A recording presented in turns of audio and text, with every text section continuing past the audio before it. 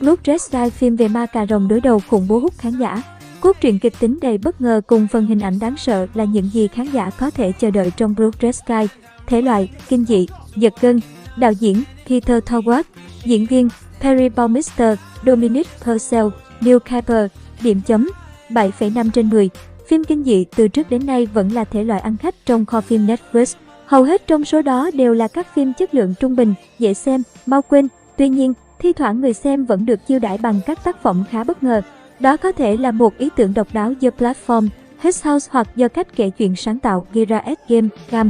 Đại diện đến từ nước Đức, Blood Red Sky tạm dịch Bầu trời đỏ máu là một tác phẩm mạnh dạn khai phá một ý tưởng mới, nhưng đã dám theo đuổi và khai thác đến cùng dù chắc chắn có lẽ ai cũng từng nghĩ đến. Đây là phim kinh dị thuộc top được xem nhiều nhất trên Netflix tháng 7. Khi khủng bố và ma cà rồng đối đầu trên bầu trời, bộ phim mở đầu bằng quang cảnh tại sân bay Frankfurt của Đức. Cậu bé L, các anh tông cốc, một mình làm thủ tục cho chuyến bay đêm. Bà mẹ Nat ở Perry Baumeister yếu ớt và xanh xao tìm gặp con sau đó. Họ đi tới Mỹ để chữa bệnh cho Nat ở. Giữa chuyến bay, một nhóm khủng bố Duberg, Dominic Purcell, diễn viên trong vượt ngục cầm đầu đã điều khiển chiếc máy bay quay về châu Âu.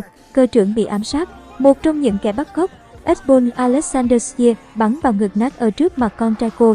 Nat không chết bởi cô là một ma cà rồng, nhưng những viên đạn đã biến cô trở lại hình dạng khát máu. Từ đây, bộ phim hé lộ chân dung quỷ dữ thực sự hiện diện trên máy bay.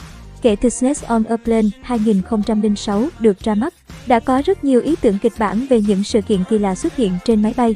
Blood Red Sky có cảm giác như một sự kết hợp giữa yếu tố khủng bố trong Passenger 57 1992 và cái kết của phim ma cà rồng 30 Days of Night 2007. Đây không phải lần đầu bạn nghe thấy ai đó nói về chuyện gì sẽ xảy ra nếu như có ma cà rồng trên máy bay.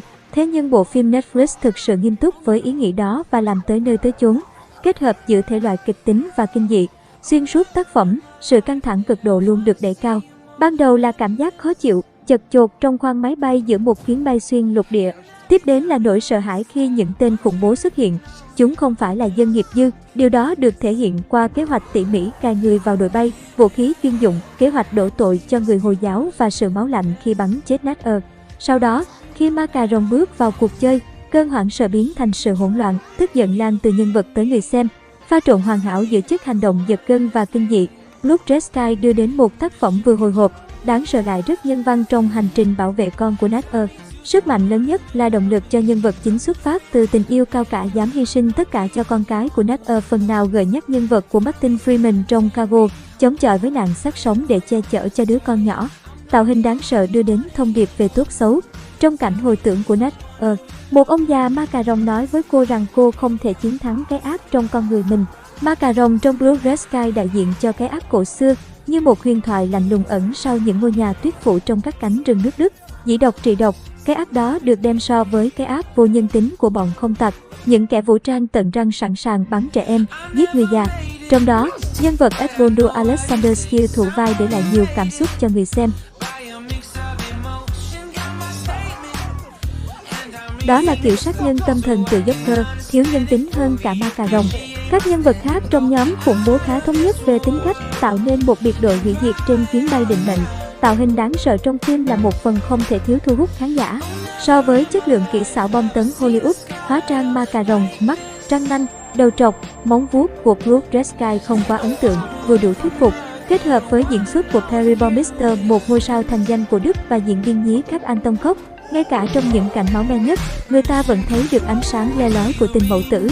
Baumeister cho chúng ta thấy hai khía cạnh đối lập của nhân vật, từ một người mẹ yếu đuối tuyệt vọng từ đầu phim và sau đó từ từ biến đổi thành một thế lực tự nhiên không thể kiểm soát. Về phần mình, Cốc đóng vai trò là trục cảm xúc của bộ phim và là điểm gặp gỡ hai phiên bản của Nat. Để quay được các cảnh hành động, nhảy nhót và chiến đấu trong khoang máy bay chật hẹp, Baumeister đã cào rách cả ngón tay, bị bầm tím khắp cơ thể. Trong khi đó, đồng nghiệp nhí anh Tông Cốc phải theo dõi cả quá trình hóa trang cho Baumeister để quen với tạo hình ghê gớm của bà mẹ.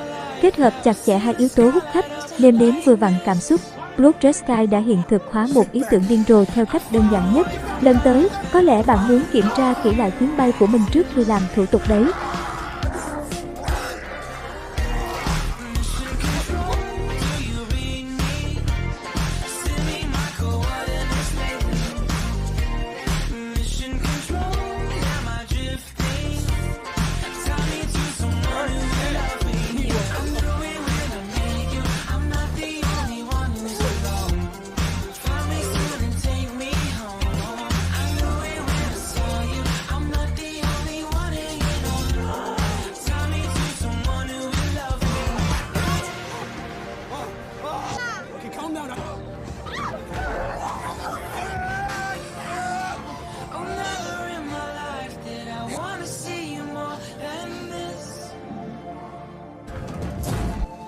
Adios.